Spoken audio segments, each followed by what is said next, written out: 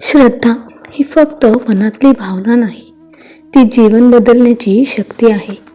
अनेकदा संकटाच्या काळात आपल्याला वाटतं की सर्व काही संपलं, पण मग एक अद्भुत चमत्कार घडतो आणि आपल्या आयुष्यातील अंधार प्रकाशात बदलतो.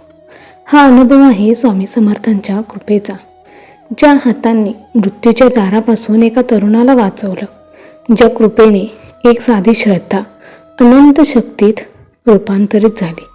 भक्तांनो, अपघात फारच मोठा होता, परिस्थिती गंभीर होती, पण स्वामींचं रक्षण त्याहूनही मोठं होतं. जिथे सर्व संपतंय असं वाटतं, तिथूनच स्वामी आपल्याला नवीन सुरुवात देतात आणि आजचा हा अनुभव त्याचाच पुरावा आहे. श्री स्वामी समर्थ. तुम्ही पण कमेंटमध्ये श्री स्वामी समर्थ जरूर टाईप करा. तर भक्तांनो, आजचा हा अनुभव पुण्यात राहणारे अभिजित सुर्वे यांचा आहे. चला तर मग आपण ह्या दादांच्या अनुभवाला सुरुवात करूयात. तत्पूर्वी तुम्ही जर आपल्या भक्तिमार्ग एक मार्ग स्वामी सेवेचा ह्या यूट्यूब चॅनलवर नवीन असाल तर आत्ताच सबस्क्राईब करून स्वामी भक्तांना जॉईन व्हा. स्वामी भक्तांना स्वामी भक्त जोडूया आणि प्रत्येक कुटुंब स्वामीमय करूया. श्री स्वामी समर्थ. जय जय स्वामी समर्थ. तर अभिजित दादा सांगतात की मी पुण्यात भोसरी येथे राहतो. माझे वय 23 आहे आणि मी इंजिनिअरिंगचा विद्यार्थी आहे. माझा स्वभाव अत्यंत शांत आहे आणि अभ्यासात मी अगदी हुशार आहे, पण माझ्या घरची परिस्थिती ही साधी आहे. कॉलेज मी करत करत पार्ट टाईम जॉब देखील करत होतो, कारण जबाबदाऱ्या यामध्ये मी कायमच धावपळीत होतो. आणि भक्तांनो, माझ्या घरचे सर्वजण स्वामींची अगदी मनापासून त्यांची स्वामींवर श्रद्धा होती आणि ते त्यांचीच सेवा करतात. परंतु माझा असा काही स्वामींवर फारसा विश्वास नव्हता. देव आहे पण वेळ नाही, असं माझं म्हणणं होतं. सगळं अगदी नेहमीसारखं चालू होतं. मी दररोज कॉलेजला जायचो आणि रात्रीचा पार्ट टाईम जॉब करायचो. आज पण असाच दिवस होता. मी कॉलेजला निघालोच होतो, परंतु उशीर झाल्यामुळे मी नाश्ता केला नाही. रस्त्यावरती हलकीशी धुके होती. मला वाटलं असं म्हणजे काहीतरी वाईट घडण्याच्या अगोदर आपल्याला थोडेसे त्याचे लक्षणंही दिसतच असतात. मलाही त्या दिवशी तसंच काहीतरी जाणवत होतं. आज काहीतरी विचित्र होणार आहे असं मला वाटत होतं, पण मी त्याकडे दुर्लक्ष केलं आणि मी तसाच कॉलेजला गेलो. दुपारचं लेक्चर वगैरे सगळं माझं झालं आणि मी आता घरी परत निघालो होतो. सिग्नल जवळ आलो आणि अचानक एका ट्रकवाल्याने सिग्नल तोडून गाडी वळवली. ते डायरेक्ट माझ्याकडे ब्रेक दाबायला सुद्धा वेळ नव्हता अशी ती ट्रक डायरेक्ट माझ्या अंगावर आला. धाडकन मोठा आवाज झाला आणि माझं संपूर्ण शरीर हवेत फेकल्यासारखं मला जाणवलं. लोक पळत येण्याचा आवाज येऊ लागला. कुणीतरी ओरडत होतं. अरे बापरे, मुलगा संपलाच वाटतं. मला स्वतःला काहीच मात्र जाणवत नव्हतं, ना वेदना ना आवाज, फक्त अंधार. एवढ्यात मला जाणवलं की कोणतरी मला म्हणालं की भिवू नकोस, मी तुझ्या पाठीशी आहे. जवळपास बेशुद्ध असताना मला हा आवाज ऐकू आला की घाबरू नकोस, मी आहे, अजून तुझं काम संपलेलं नाही.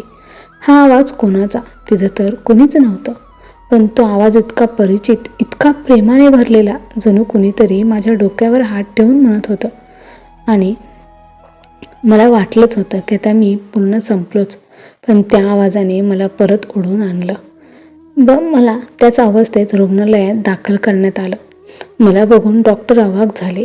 अपघात एवढा मोठा, पण हाडं, डोकं, छाती सगळं अगदी सुरक्षित. एवढ्यात असा बचाव होणं शक्यच नव्हता.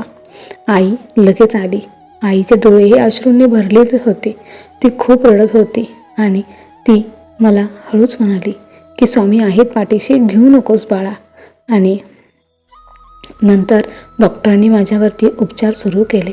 मला 2-2.5 तासामध्ये जाग आली. आई माझ्या समोरच आई बसलेली होती. मी डोळे उघडले त्या क्षणी आईचे डोळे भरलेले होते. आई मला म्हणली की बाळा, स्वामींनी तुला वाचवलं. सकाळी तुला निघताना बघून माझ्या मनात अस्वस्थता आली, म्हणून मी स्वामी दर्शनाला गेले, स्वामींच्या मठात गेले, तुझं नाव घेतलं आणि तुला काही होऊ नये म्हणून मी स्वामींजवळ प्रार्थना केली.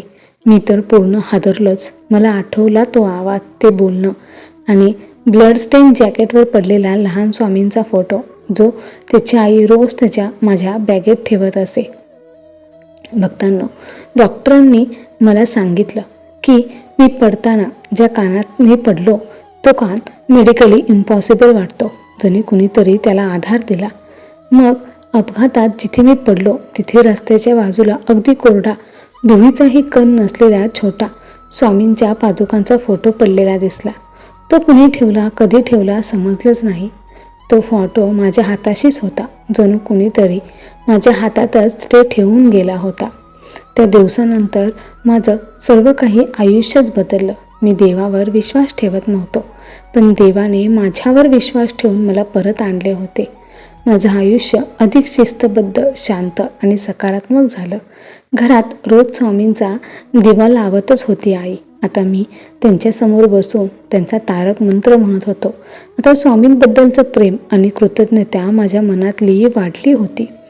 भक्तांनो, जेव्हा मी परत अपघाताच्या जागेवर गेलो तेव्हा मला तिथे एक वृद्ध माणूस भेटला आणि तो मला म्हणाला की बाळा, तुझं नशीब चांगलं आहे आणि तुझ्यावर कुणाचा तरी अगदी सक्षम हात आहे, नाहीतर आज तू इथे उभा नसतास.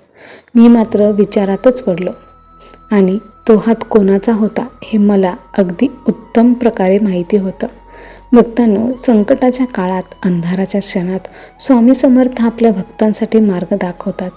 जिथे श्रद्धा आहे तिथे अंधार टेकत नाही आणि माझा हा अनुभव हेच सिद्ध करतो की आपल्या आयुष्यात अडचण असली तरी देवाच्या कृपेवर विश्वास ठेवावा.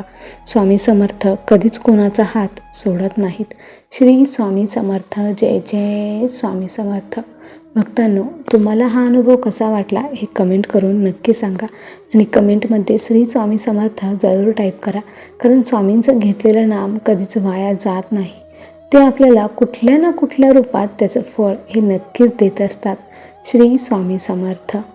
तुम्हाला पण जर स्वामी सेवेमध्ये असेच काही अनुभव आले असतील आणि ते तुम्हाला इतर स्वामी भक्तांसोबत शेअर करायचे असतील तर ते तुम्ही आम्हाला पाठवू शकता. आम्ही ते इतर स्वामी भक्तांपर्यंत नक्कीच पोहोचवू.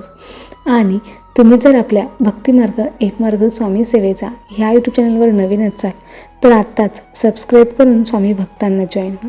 स्वामी भक्तांना स्वामी भक्त जोडूया आणि प्रत्येक कुटुंब स्वामीमय करूया. श्री स्वामी समर्थ. जय जय स्वामी समर्थ. धन्यवाद.